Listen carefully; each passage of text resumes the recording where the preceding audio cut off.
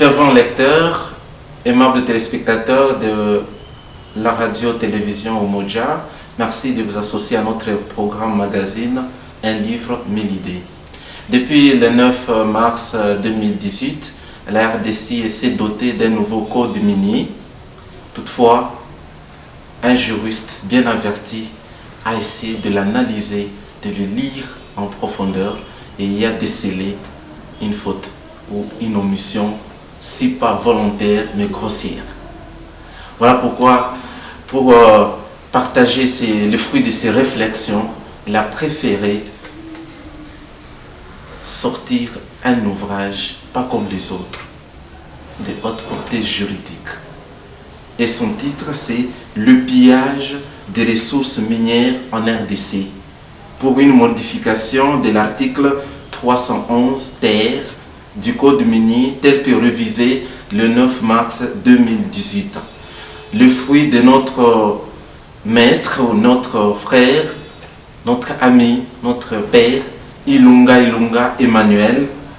Et c'est un livre qui porte la préface du professeur Alexis Takizala Massoso, édité aux éditions Mediapol.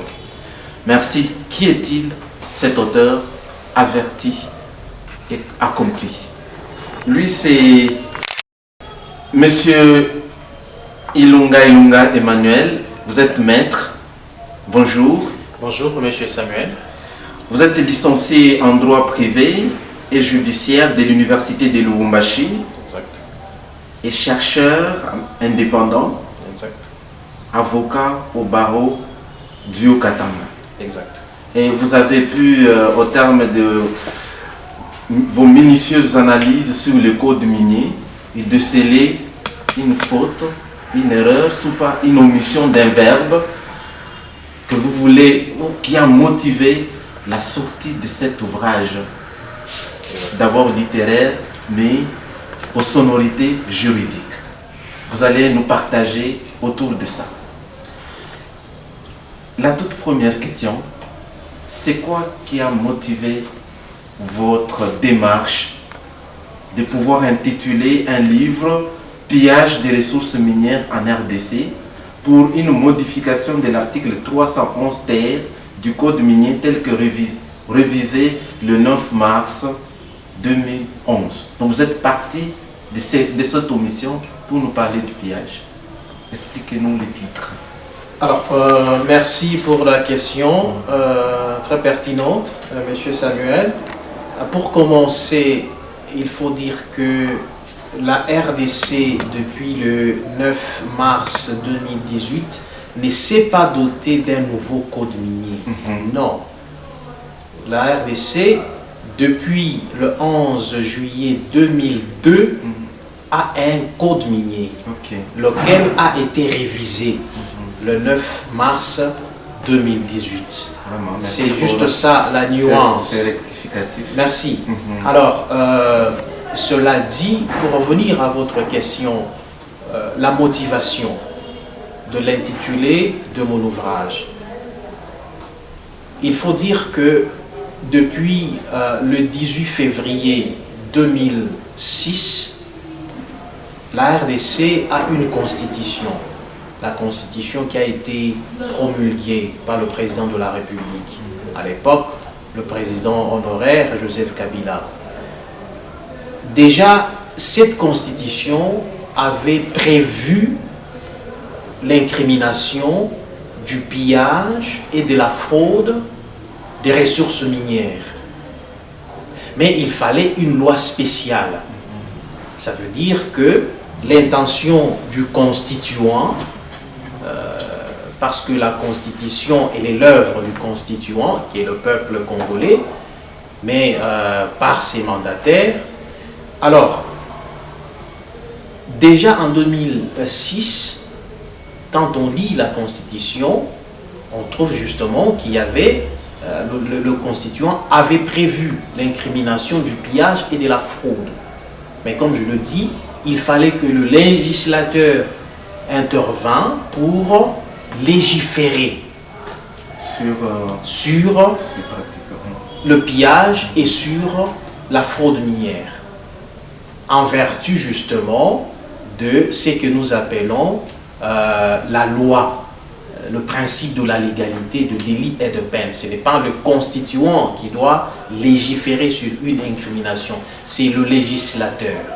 Et le principe de la légalité de délit et de peine veut justement que pour qu'il y ait infraction, c'est de par une loi.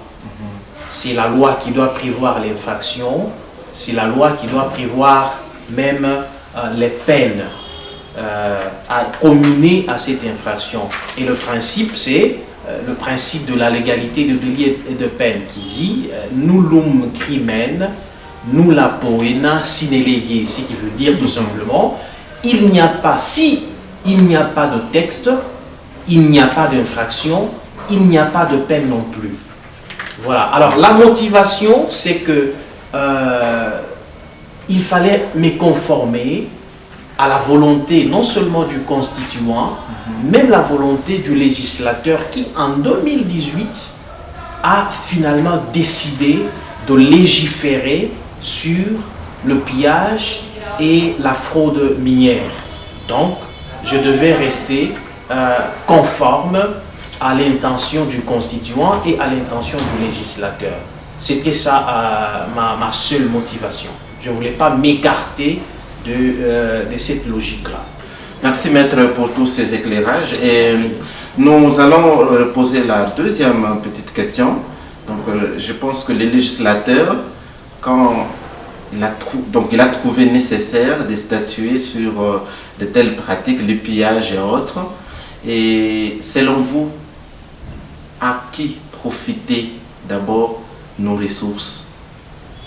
La part des lions de nos ressources, profiter à qui ou profiter de quoi, en des termes simples, nos ressources minières. Avant les codes miniers, donc, il y avait des bavures constatées. Et ça profitait à qui concrètement? Merci pour la question. Là, nous avons parlé de soubassement. Les causes qui ont amené le législateur, non seulement le législateur de 2018, mais avant cela, le constituant de 2006, a constaté qu'évidemment, il y avait de faits qu'on pouvait qualifier de pillage des ressources minières, pillage et fraude. Alors, les causes sont à retrouver dans les rapports qui ont été, non seulement le rapport, mais il y a des faits matériels qui ont été constatés. Des rapports produits par les experts des Nations Unies. C'est là à la suite de la guerre que d'aucuns ont appelée la guerre de libération AFDEL. Après cette guerre-là de libération AFDEL, il y a la guerre d'agression à partir de 1998 jusqu'à 2003. Nous avons vécu une guerre d'agression imposée par le Rwanda, l'Ouganda, le Burundi. Maintenant, ils ont repris leur bêtise. Et donc, à la suite de cette guerre, il y a eu des experts des Nations Unies qui ont produit beaucoup de rapports où ils ont constaté que les ressources de la RDC étaient pillées. Facilement. Alors, ils ont parlé même d'un conglomérat, une élite des pilleurs. Alors, ça profitait à qui? Justement, ça profitait à ces gens-là. D'aucuns venaient légalement pour s'implanter en RDC. Ils concluaient des contrats avec certains dirigeants, aux yeux et aux yeux de tout le monde. Malheureusement, on a appelé ces contrats qu'ils avaient conclus, entre guillemets, des contrats léonins. Ça veut dire totalement disproportionnés. C'est eux qui s'est retrouvés, c'est eux qui ont profité. Mais la RDC, elle s'enfonçait dans la misère. Alors que on ne cesse de le dire. C'est beaucoup plus la population qui s'enfonçait dans la misère. Non, la RDC en général, Il est connu comme un scandale géologique, mais son sous-sol est toujours riche. Est toujours riche. Malheureusement, c'est un pays pauvre, paradoxalement. Et donc, pour répondre à votre question, ça ne profite, de toute évidence, ça ne profitait pas à la RDC et à sa population. Puisque nous parlons du code minier, pouvez-vous nous parler même de 2 ou 3 dispositions qu'il prévoit, avez-vous une idée? Parce qu'on en a fait beaucoup de bruit tout autour, mais d'aucuns ne savent pas de quoi est-ce qu'il s'agit, un peu de mots. Non, le code minier, c'est une loi spéciale qui règle dans les dispositions, permettez-moi, réglemente justement le secteur minier. C'est juste ça. Évidemment, dans une société, on l'a toujours dit, partout où existe une société, il y a le droit qui existe. Mais le droit existe dans sa diversité. Alors, le droit existe dans sa diversité et il réglemente beaucoup d'aspects de la vie en société. Le secteur minier, c'est un aspect de la vie en société qui est réglementé par une loi spéciale qu'on appelle justement le code minier. Les dispositions, une ou deux, mais il y a beaucoup de dispositions. Si je ne me trompe pas, nous sommes au-delà. Le code minier contient 340 quelques articles. Je n'ai pas tous les articles dans ma tête, mais il y a des articles qui parlent notamment de l'accès au secteur minier. Aujourd'hui, par exemple, qui peut exercer l'activité minière? Vous avez des dispositions à ces sujets-là. Et pour répondre à une telle question, c'est qu'en RDC, aujourd'hui, par exemple, l'activité minière est ouverte aux sociétés, donc aux personnes morales uniquement. Ce sont les personnes morales qui peuvent être titulaires des droits miniers. Si vous voulez vous livrer aux activités minières, vous devez vous constituer en société commerciale, en personne morale. Mais il y a des personnes physiques qui peuvent se livrer à une activité minière artisanale. Et ces personnes physiques-là, ce sont des Congolais.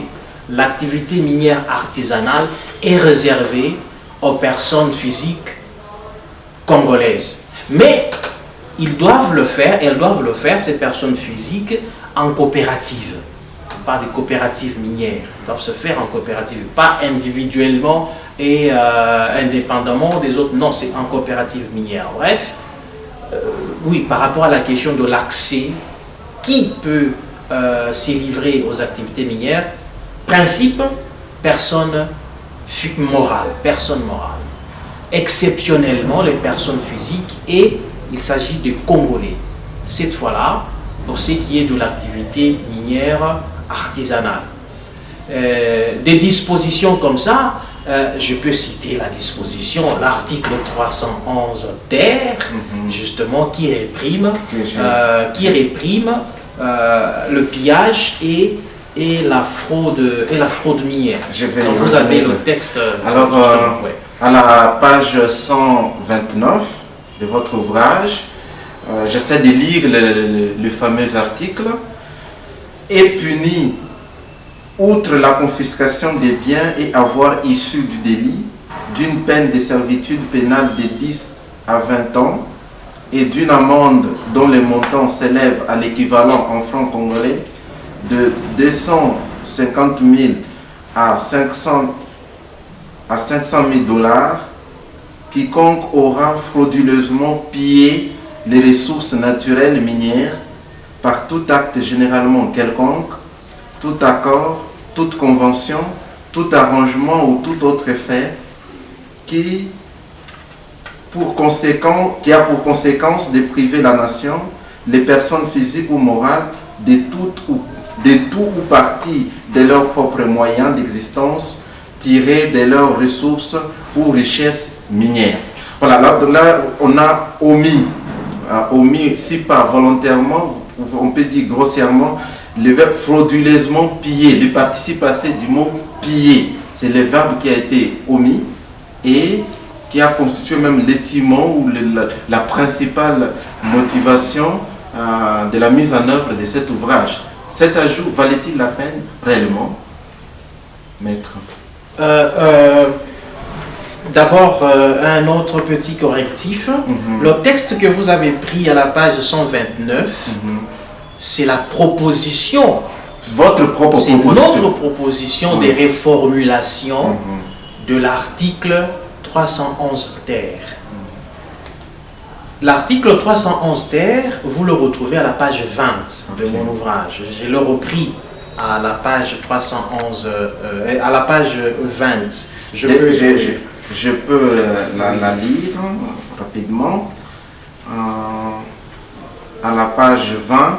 Est puni d'une peine de servitude pénale de 10 à 20 ans et d'une amende dont le montant s'élève à l'équivalent en francs congolais de 250 000 à 500 000 dollars, quiconque aura, par tout acte généralement quelconque, tout accord, toute une convention, tout arrangement ou tout autre fait qui a pour conséquence de priver la nation, les personnes physiques ou morales, de tout ou partie de leurs propres moyens d'existence tirés de leurs ressources ou richesses minières, outre la confiscation des biens et avoirs issus du délit.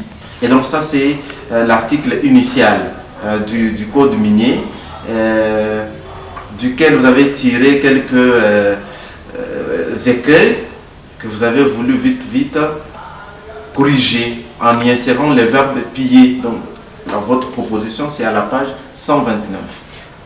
Donc ça valait la peine, cette insertion du verbe ou du participe passé du verbe piller. Alors nous avons fait ce qu'on appelle une proposition de lege ferenda, c'est-à-dire une proposition en vue d'une légifération à venir. Tout juriste moyen, c'est le travail qu'il doit faire. C'est de lire, d'analyser, de mettre des propositions. De mettre des propositions, justement. C'est ce que nous avons fait. Mais nous l'avons fait à la suite de l'analyse que nous avons faite de l'article 311 ter. Encore qu'il faut préciser que le ter, c'est juste le langage. C'est le langage, ça veut dire c'est l'article qui vient en troisième position. Vous avez le 311 normal, vous avez le 311 bis qui vient en deuxième position. Ensuite, vous avez le 311 ter qui vient en troisième position. Vous pouvez avoir d'autres 311. Alors, il y a quelque chose qu'il faut aussi faire constater, c'est que je parle dans mon ouvrage de l'article 311 ter. Cet article parle du pillage et de la fraude. Mais vous pouvez aussi lire un autre ouvrage qui vous parle de 311 bis. Qui parle de même fait, pillage et fraude. Qui dit vrai? Alors, qui dit vrai? Même objet, tous nous disons la même chose. Mais c'est la difficulté, c'est la numérotation. Alors, c'est quoi le problème? Terminologie. Oui. C'est un problème de terminologie. Oui. Non, c'est un problème de numérotation. Des articles. C'est un problème de numérotation des articles. Alors, qui dit vrai entre le ter et le bis par rapport au pillage et aux ressources minières de la RDC? Moi, si je parlais de terre dans mon ouvrage, je me suis fondé sur le numéro spécial du journal officiel. Il y a un texte qui a été publié par le journal officiel le 28 mars 2018. Quand vous lisez ce numéro... Terre relève de l'actualité ou de la nouveauté? Non, il n'y a pas de nouveauté. C'est un problème de numérotation. Quand vous regardez ce journal officiel, tous les textes qui sont promulgués, en principe, ils doivent être publiés. Et le seul cadre de publication, c'est le journal officiel. C'est le cadre à travers lequel tous les textes juridiques doivent être publiés. Et quand vous regardez, le journal officiel a des numéros. Il peut y avoir un numéro d'aujourd'hui, le 10 juin 2023. Alors, le texte en question a été publié dans le numéro spécial du journal officiel du 28 mars 2018. Si vous regardez le texte qui y est repris relativement au pillage et à la fraude des ressources minières, c'est l'article 311 ter. Mais il y a eu un autre numéro spécial du journal officiel du mois de mai 2018, si je ne me trompe pas, qui reprend les textes coordonnés du code minier. Le journal officiel, la rédaction du journal officiel s'est rendu compte, ce que nous avons déjà mentionné dans notre ouvrage, qu'en fait, il n'y avait pas d'article 311 bis dans le texte. De sorte que le 311 ter serait le 311 bis. Là, c'est le journal officiel qui corrige. Je dis non. Le journal officiel ne peut pas corriger. Moi, j'ai repris le 300. Devait reprendre le texte tel qu'il a été promulgué. Parce que moi, je me suis conformé au projet de loi tel qu'il avait été soumis à l'Assemblée nationale en 2015. Et ce projet de loi reprend relativement au pillage et à la fraude des ressources minières, c'est l'article 311 ter. Lorsque le texte a été analysé à l'Assemblée nationale, c'est le 311 ter. Lorsqu'il est allé au Sénat, c'est le 311 ter. Il y a eu une commission mixte, Sénat, Assemblée nationale, sur le même texte. La numérotation, elle est restée la même, 311 ter. Le texte qui a été publié par le président de la République, c'est celui qui publie et qui promulgue la loi. La numérotation, elle est restée la même, 311 ter, pillage et fraude.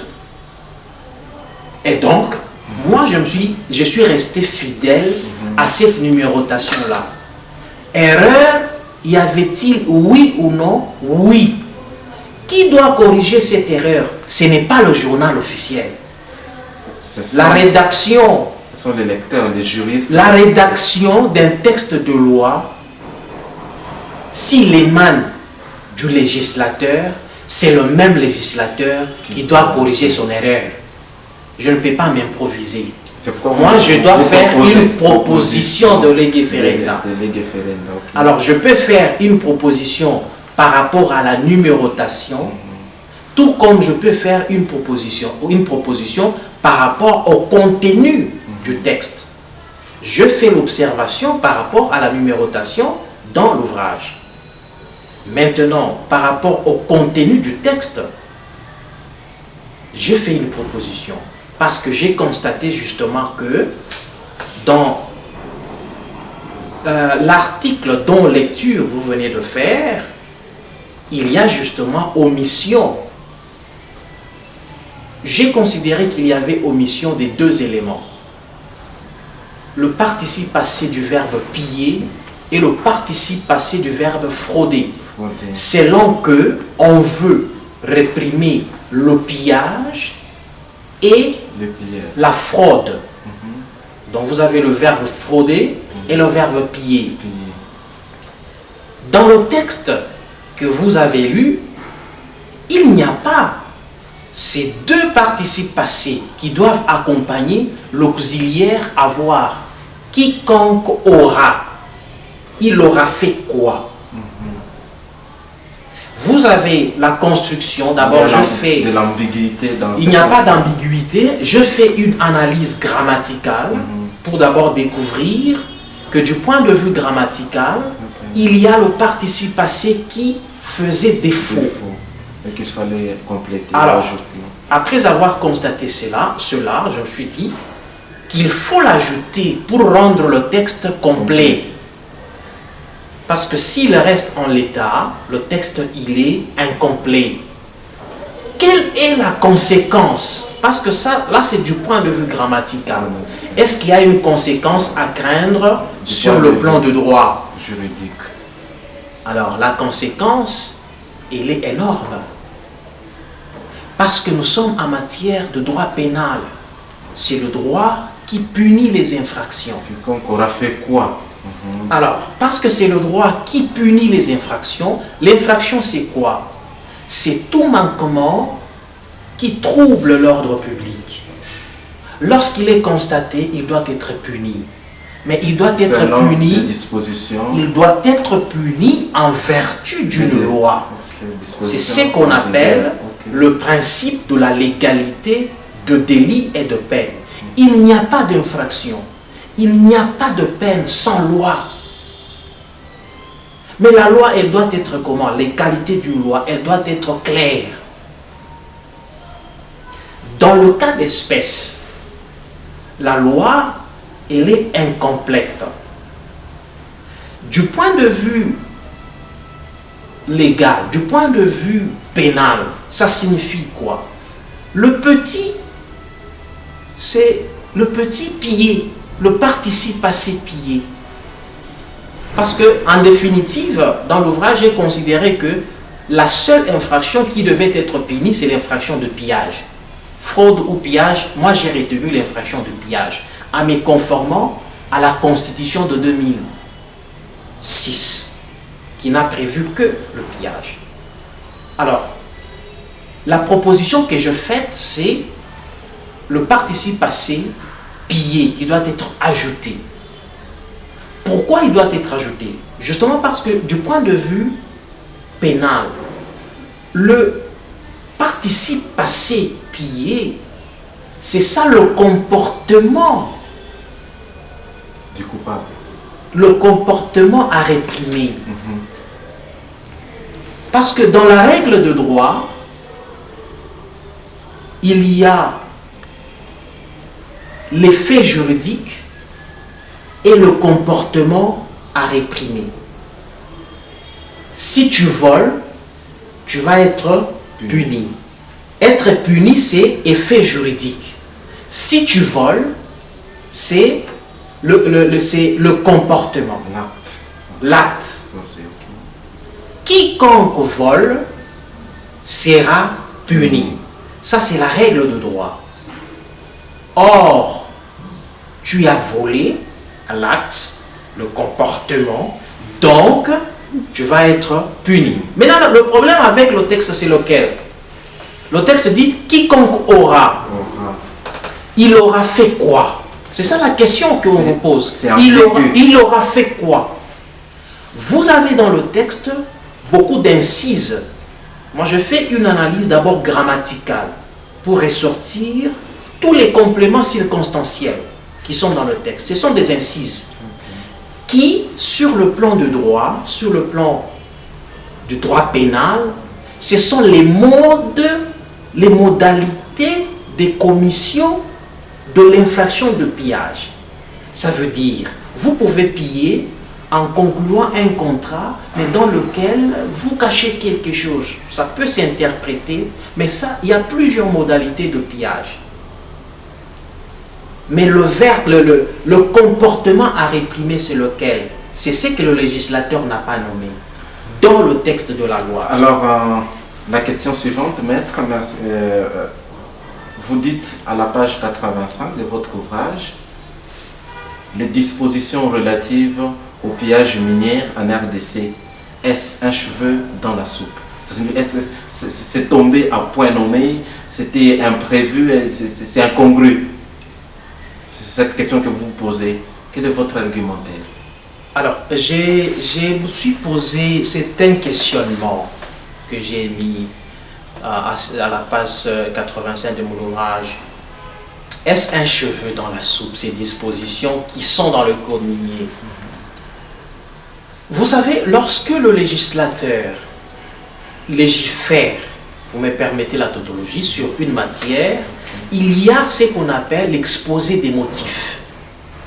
Le législateur, d'entrée des jeux, il vous dit pourquoi il veut légiférer sur une telle question.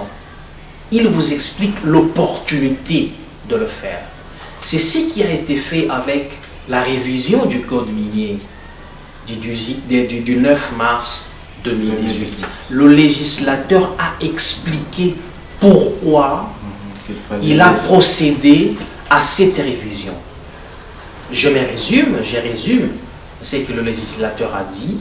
Il a dit ceci, que le code minier qui est entré en vigueur le 11 juillet 2002 avait suscité des espoirs. Ces espoirs sont restés espoirs. Parce que le législateur entendait de l'application de ce code de 2002 un développement économique et un développement social. Parce que l'État attendait beaucoup de recettes de l'application du code minier. Malheureusement, jusqu'en 2016, soit 14 ans plus tard, on a constaté que rien n'a été constaté. Toutes les attentes étaient déçues. J'ai donc pris la décision d'écrire avant qu'on ne vienne nous dire que ce texte-là, il était incomplet et qu'il ne pouvait pas s'appliquer. Je vous remercie. Merci maître de votre brillante intervention. Aimables téléspectateurs, vous l'aurez bien compris, nous étions en train de développer ou de parler, de décrypter l'ouvrage de maître Emmanuel Ilunga, maître au barreau de Lubumbashi dans le Haut-Katanga. Il expliquait son constat. C'était un plaidoyer qu'il était en train de mettre autour du code minier accueilli par tant de Congolais comme étant salvifique pour pour que ces richesses minières profitent aux Congolais. Malheureusement, il a décelé une faute très grave qu'on pourrait qualifier même de grossière, si pas de volontaire. Parce que on a condamné juste, on a prévu une peine sans pouvoir condamner l'acte. Ainsi, il était en train de donner toutes des explications autour de ça. C'est une proposition, un combat qu'il est en train de mener pour que législateurs, magistrats, avocats, spécialistes en droit pénal puissent s'approprier cette question afin que l'équivoque soit levé. Alors nous disons merci à vous tous de votre fidélité à cette émission. Une émission qui vous replonge et qui vous redonne le goût d'aimer encore les livres. Merci à Monseigneur Adolphe Solochi pour sa supervision.